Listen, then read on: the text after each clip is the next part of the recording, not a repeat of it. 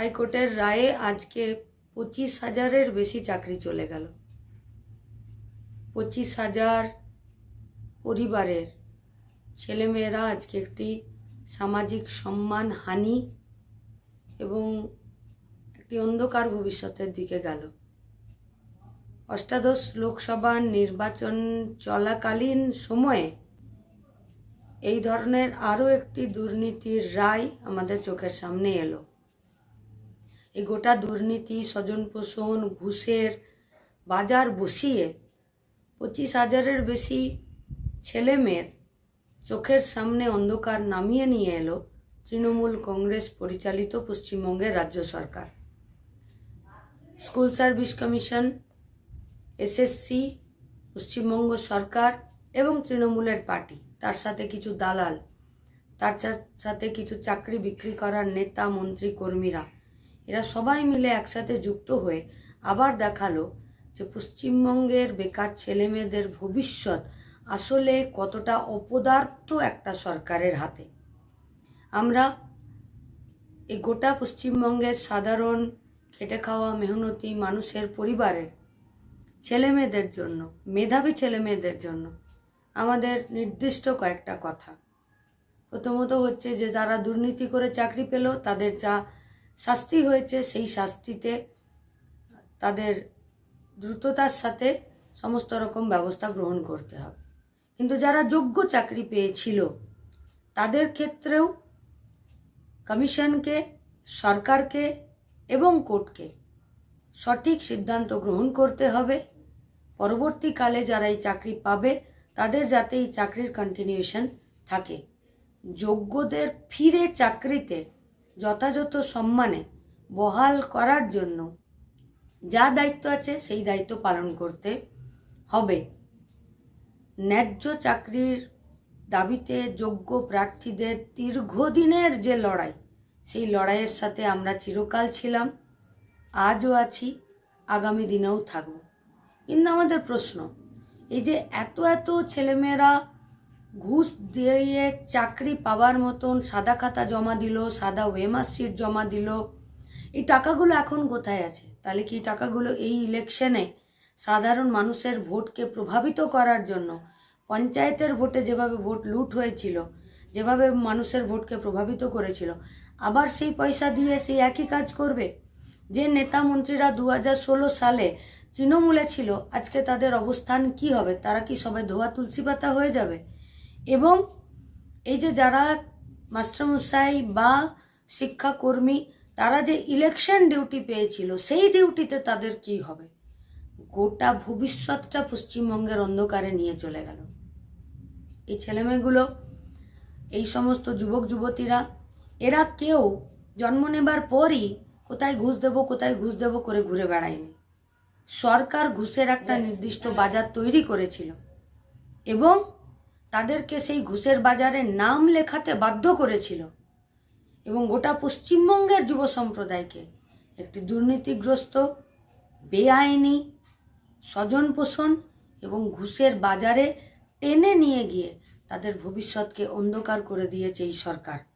যারা মাথা উঁচু করে সৎপথে বেঁচে থাকার স্বপ্ন দেখেছিল তাদেরকে ঘুষ, স্বজন পোষণ, দুর্নীতির রাস্তাতে নিয়ে গেছে এই সরকার। গোটা রাজ্যের ভবিষ্যৎকে নষ্ট করেছে। আমরা গোটা রাজ্যের মানুষের সাথে, বেকার ছেলেমেয়েদের সাথে, মেধাবী ছাত্রছাত্রীদের সাথে আমাদের দাবি, অযোগ্যদেরকে শাস্তি দিতে হবে। যারা চাকরি বিক্রি করলো, যারা এই টাকা দুর্নীতি করে ঘুষ নিল, স্বজন পোষণ করলো, তাদেরকেও শাস্তি দিতে হবে। কিন্তু যারা যোগ্য, তারা যোগ্যতার ভিত্তিতে চাকরি পেয়েছিল, তাদেরকেও তাদের চাকরি এবং যথাযথ সম্মানে এবং তাদের চাকরির কন্টিনিউশন রক্ষা করেই তাদেরকে তাদের সম্মান, তাদের চাকরি ফিরিয়ে দিতে হবে। যোগ্যদের পাশে চিরকালের জন্য আমরা ছিলাম, আছি, এটাই আমাদের লড়াই। কিন্তু অযোগ্যদের শাস্তি, তার বিরুদ্ধেও তার জন্যও আমরা রয়েছি। অযোগ্যরা চেয়ারে বসে থাকবে আর যোগ্যরা রাস্তায় বসে থাকবে, এটা পশ্চিমবঙ্গে দীর্ঘদিন চলতে পারে না। তাই গোটা রাজ্যের মানুষের কাছে আমাদের আবেদন, সরকারটা কোন হাতে চলছে? যে অপদার্থতার হাতে চলছে, আরও একবার ভাবতে আমরা সকলকে অনুরোধ করব। এসএসসি মামলার রায় বেরিয়েছে, অত্যন্ত গুরুত্বপূর্ণ রায়। ভোটের মুখে এক ধাক্কায় 23-24 হাজার শিক্ষক পদ বাতিল হয়ে গেল। চাল আর কাপড় আলাদা করতে পারেনি হাইকোর্ট। তৃণমূলের দুর্নীতির সৌজন্যে যোগ্য চাকরি প্রার্থীরা মার খেয়ে গেলেন। আমরা যোগ্য চাকরি প্রার্থীদের পাশে আছি প্রথম থেকে, এবং যারা চাকরি পাওয়ার কথা ছিল না, তৃণমূলকে টাকা দিয়ে সাময়িকভাবে চাকরি জুটিয়েছিলেন, তৃণমূল আশ্বস্ত করেছিল, তাদেরকে এখন বলছি, কোথায় কোন সরকারি অফিস, কোথায় কোন তৃণমূলের পার্টি অফিস, কোথায় কোন তৃণমূল নেতা আপনার থেকে টাকা নিয়েছিল, তার কাছে যান, প্রয়োজনে আমরা থাকবো, টাকা ফেরত চান গিয়ে। মানুষকে লুট করে, মানুষকে বিভ্রান্ত করে যারা আঙুল ফুলে কলা গাছ হয়েছে তাদের শাস্তি প্রয়োজন। এ শুধু এসএসসি বলে নয়, টেট, অন্যান্য পিএসসি, যাদবপুরের তৃণমূল প্রার্থী টেটে নাম জড়িয়েছে, কেন্দ্রীয় তদন্তকারী সংস্থা একবার ডাকলো গেলেন, পরের বার ডাকলো গেলেন না, কেউ কিছু বলল না। তার মানে কি সেটিং করলো? কোন সেটিং এর বরাব হয়, কোন সেটিং এর ভরসায় তৃণমূল এই দুর্নীতি করে গেছে এতদিন? আমরা এগুলোর জবাব চাই, দুর্নীতিগ্রস্তদের শাস্তি চাই। যারা যারা চাকরি চুরিতে নাম জড়িয়েছে হয় জেলে যাবে, নয় বিজেপিতে যাবে। বিজেপিতে গিয়ে পার পাবে না, জেলে পাঠানোর জন্য লাল ঝান্ডা আছে। আজকে এসএসসি নিয়োগ দুর্নীতি নিয়ে যে রায় বেরিয়েছে তাতে বলা হয়েছে 2016 প্যানেলে যারা যারা চাকরি পেয়েছেন তাদের চাকরি গেছে এবং তাদেরকে এতদিনের পাওয়া যাওয়া টাকা, সেই টাকা ফেরত দিতে হবে। আমাদের খুব স্পষ্ট দু একটা কথা আছে। এক নম্বর কথা, যে দাবি আমরা বহুদিন ধরে তুলেছি এবং সাধারণ চাকরি প্রার্থীরা যে কারণে রাস্তায় বসেছিলেন, যে এসএসসির চাকরির ক্ষেত্রে ব্যাপক দুর্নীতি হয়েছে। টাকা দিয়ে, ঘুষ দিয়ে যে মানুষ যোগ্য নন সেই মানুষকে চাকরি দেওয়া হয়েছে। অতএব যে দাবি নিয়ে চাকরি প্রার্থীরা রাস্তায় নেমেছেন, রাস্তায় ধর্ণা করছেন, আন্দোলন করছেন, তাদের কথা এখানে প্রমাণিত হয়েছে। দ্বিতীয় কথা, 16 সালে যারা চাকরি পেয়েছেন, যারা প্যানেলে আর কি যাদের নাম ছিল, আমার বিশ্বাস তাদের মধ্যে যদি এমন কেউ থাকেন যিনি যোগ্য, যিনি ঘুষ দিয়ে চাকরি পাননি, যার মেধা আছে, যিনি নাম্বার পেয়েছেন, যিনি পাশ করেছেন, যিনি সাদা খাতা জমা দেননি, আমাদের এই দাবিও থাকবে সেই মানুষগুলো, যে মানুষগুলোর যোগ্যতা আছে এবং যে মানুষগুলো ঘুষ দিয়ে চাকরি পাননি, সেই মানুষগুলোর যাতে চাকরি কোনোভাবে না যায়। যোগ্য মানুষ চাকরি পান, যে মানুষ ঘুষ দিয়ে চাকরি পেলেন সেই মানুষ, যারা যারা ঘুষ নিল, প্রথমে তাদের কলার ধরুন, টাকা ফেরত নিন, এবং যে লোকগুলো ঘুষ নিল, বিভিন্ন এলাকায় পাড়ায় পাড়ায় যে ছোট বড় নেতা মস্তানরা এজেন্টের মতো কাজ করেছিলেন, তাদের দৃষ্টান্তমূলক শাস্তি চাই। দৃষ্টান্তমূলক শাস্তি হলে তবেই আগামী দিনে আমার পরিবারের ছেলেমেয়েদের চাকরি বিক্রির আগে, ঘুষ নেওয়ার আগে মানুষ ভয় পাবেন। কোনো শাসক দলের নেতা যেন আগামী দিনে চাকরি চুরিতে সাহস না পান, ঘুষ চাইতে সাহস না পান, তার বন্দোবস্ত করতে হবে। দৃষ্টান্তমূলক শাস্তি দিতে হবে। যোগ্য মানুষ চাকরি পান, অযোগ্য মানুষ, ঘুষখোর মানুষ, যে মানুষের যোগ্যতা নেই সে মানুষ জেলে যাক।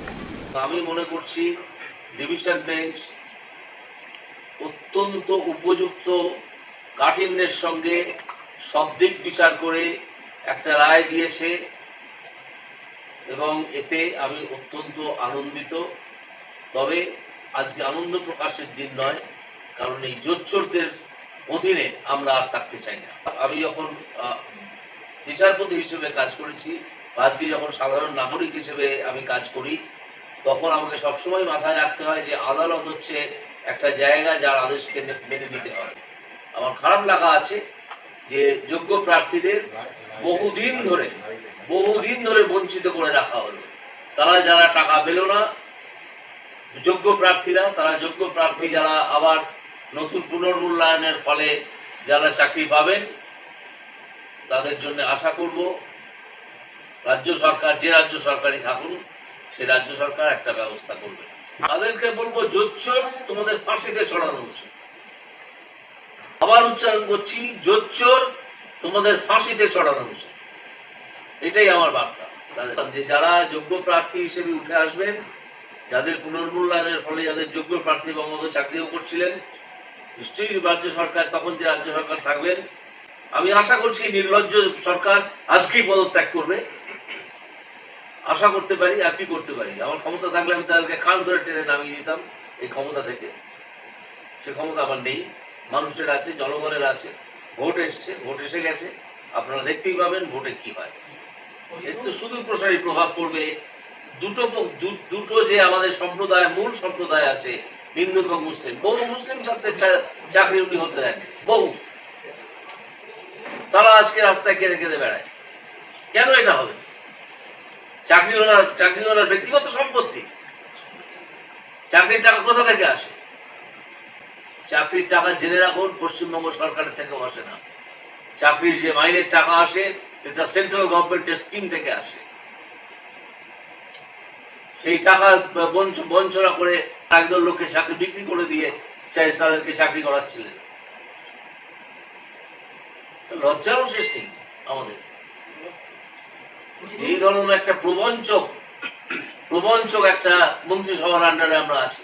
আজকে তো সুপার নিউমারি পোস্ট নিয়ে তদন্তের একটা রাস্তা খোলা রইল।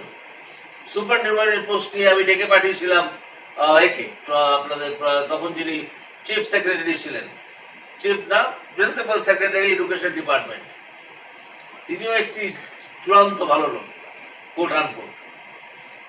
আমি যখন রায় দিতে যাচ্ছি তখন একজন এসে আমাকে জানালেন যে আজকে সকালেই তাদের একজন আইনজীবী সুপ্রিম কোর্টে গিয়ে একটা স্থগিতাদেশ এনেছেন,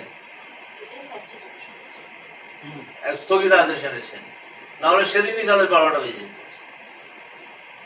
থরথর করে কাঁপছিলেন সেই প্রিন্সিপাল সেক্রেটারি আমার সামনে দাঁড়িয়ে। সংখ্যাগুরু এবং সংখ্যালঘু উভয় পক্ষের মধ্যেই প্রচন্ড প্রভাব ফেলবে। এটা একটা নির্ণায়ক রায় হয়ে গেছে, নির্ণায়ক অবস্থায় আমরা পৌঁছলাম যে কত বড় জোচ্চোর সরকারের আন্ডারে আমরা আছি, অধীনে আমরা আছি। সেই জন্যই তবে প্রথম কথা বললাম, এই জোচ্চোরদের এক্ষুনি পদত্যাগ চাই। এরা করবে না হয়তো, কারণ এদের তো নির্লজ্জ, তো চোখের চামড়া নেই, গায়েও মানুষের চামড়া আছে কিনা এটা আমার সন্দেহ আছে। প্রথম থেকেই তো এটা একটা অর্গানাইজড ক্রাইম ছিল এবং এখনো হয়ে আছে। সেই জন্যই তো সিবিআই এবং ইডির তদন্তে এত সময় লাগছে। প্রথম থেকেই পরিকল্পনা করে নেওয়া হয়েছিল যে আমরা কত টাকা কামাবো এই চাকরির ব্যবস্থা করে। আমার ঘৃণা করছে যে এই সুবীরেশ ভট্টাচার্য, যিনি তৎকালীন চেয়ারম্যান ছিলেন স্কুল সার্ভিস কমিশনের, তার সঙ্গে আমি তাদের প্রধান আইন উপদেষ্টা হিসেবে কিছুদিন কাজ করেছি। এসব কিছুই আমি ঘোরাক করে কোনোদিন জানতে পারিনি। যদি আমি জানতে পারতাম সেই দিনই আমি তাদের বিরুদ্ধে ব্যবস্থা নিতাম।